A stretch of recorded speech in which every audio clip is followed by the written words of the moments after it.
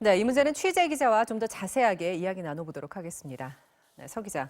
오늘 헌재에서 진행된 공개 변론에 많은 관심이 쏠렸잖아요. 결과는 언제쯤 나올까요? 네, 9월 전이 될 거란 예상이 상당히 많습니다. 왜냐하면 지금 헌법재판관 9명 중 5명의 임기가 오는 9월이면 끝나기 때문인데요. 그 전까지 결론을 내리지 않겠냐는 겁니다. 그렇군요. 사실 6년 전에는 낙태죄가 합헌이었잖아요. 근데 시대가 많이 변하기도 했고 이번엔 좀 다른 결과가 나오지 않을까 이런 전망도 있던데요.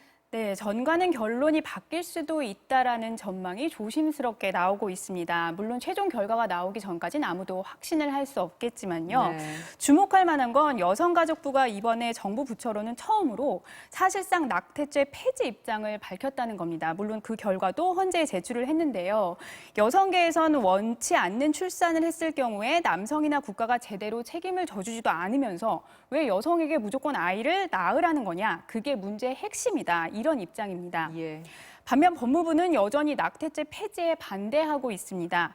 법무부가 낸 의견서를 한번 보면 합의에 의한 성관계는 응당 임신에 대한 미필적 인식을 가지고 있다고 할 것이라는 문장이 있다는 사실이 알려졌는데요. 이게 상당히 논란이 되고 있습니다. 그래요.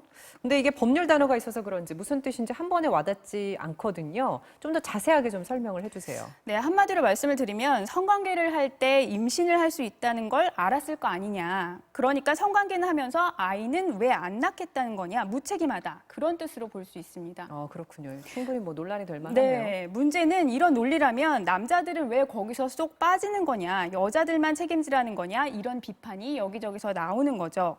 논란이 커지자 법무부가 바로 해명 자료를 냈는데요. 낙태를 허용하면 더 큰 사회 병리 현상이 생길 수 있다는 취지였을 뿐 낙태를 원하는 여성을 무책임한 여성으로 폄훼할 의도는 전혀 없었다고 설명을 했습니다. 네, 뭐 그만큼 첨예한 이슈입니다. 근데 이번에 낙태죄 위헌이 나오면 그럼 그 다음에 어떻게 되는 걸까요? 이 모든 낙태가 다 허용이 되는 건가요? 무조건 허용이 되는 거는 아닐 것 같습니다. 6년 전 낙태죄의 위헌 의견을 냈던 헌재 재판관들도 모든 낙태를 허용하자는 입장은 아니었습니다. 임신 초기인 12주까지만 제한적으로 허용을 하자는 거였는데요. 이거는 이제 기간을 정한 거였죠. 네. 그렇군요. 이 임신 기간이 총 40주니까 1주에서 12주 그 사이를 얘기하는 건데 근데 굳이 그 12주를 선택한 이유가 있죠? 네, 의학적으로 임신 12주까지는 임신 중절 수술의 위험성이 상대적으로 낮은 것으로 알려졌고요. 태아가 고통을 느끼지 못하는 것으로 알려져 있기 때문입니다. 네.